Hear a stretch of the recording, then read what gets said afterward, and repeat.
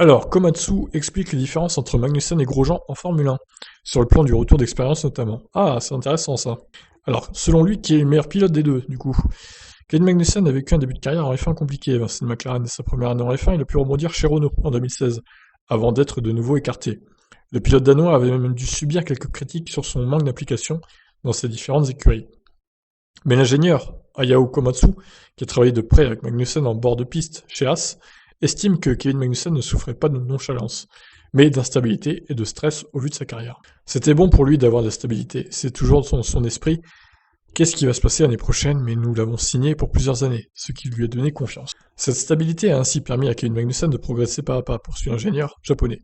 Entre la première et la deuxième année, j'ai constaté une grande différence dans la façon dont il s'est habitué à l'équipe. Bien sûr, nous avons aussi appris à le connaître, et aussi s'est vraiment mis à l'aise et a compris comment les gens avec qui il travaillent. Répétition de travail, mais bon, en même temps, il pouvait pas dire autre chose. Ensuite, il s'est juste beaucoup amélioré avec les gens avec qui il travaille dans l'équipe. Il est devenu plus honnête et plus à l'aise pour comprendre ses propres limites. Pour autant, Magnussen n'est pas un metteur au point inné, comme Romain Grosjean, qui avait repéré les faiblesses des évolutions de la Haas en 2019. Par exemple, très souvent le vendredi, il n'est pas le plus rapide. Il n'est pas plus rapide que Romain, pardon. Souvent, il commence un peu plus lentement que Romain, mais ce qu'il a de bien avec Kevin, c'est qu'il est confiant d'y arriver, donc il ne panique pas.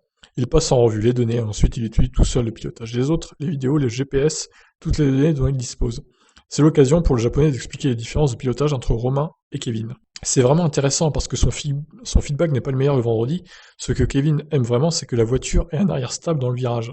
Donc s'il n'a pas ça, très souvent le vendredi, il ne parle que de ça.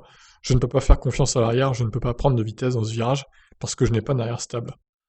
Mais pour être juste avec lui, il est capable de l'accepter du jour au lendemain, puis d'adopter une approche différente le samedi.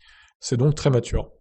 C'est aussi un progrès clair de son côté, parce qu'avant, en sa première année chez As, quelle que soit la limitation qu'il évoquait le vendredi, elle était là au long du week-end, donc vous ne voyez pas la différence, vous ne voyez pas vraiment d'amélioration. Le manque d'instabilité de Kevin Magnussen face à l'évolution des conditions de piste a été aussi un défaut auquel il a fallu remédier. Le manque d'adaptabilité, pas d'instabilité.